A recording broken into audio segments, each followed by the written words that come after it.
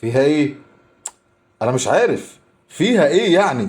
لو مش عارف لسه مان فيها ايه وبتفكر تخش فيلم كده في السينما يبقى كوميدي، فتعالى يلا بينا نشوف ايه الحوار. الفيلم كوميدي فيها ايه يعني؟ بطولة ماجد الكدواني، ميمي جمال، اسماء جلال، غادة عادل، وكمان مصطفى غريب.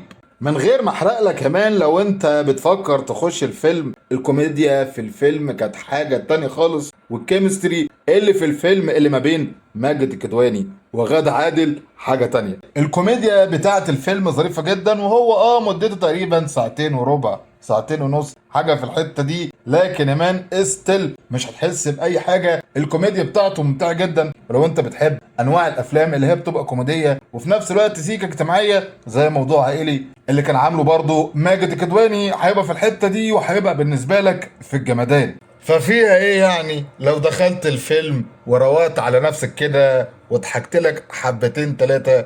ولو اوريدي دخلت الفيلم الكوميدي الجامد ده، اكتب لي رأيك ايه فيه في الكومنتات.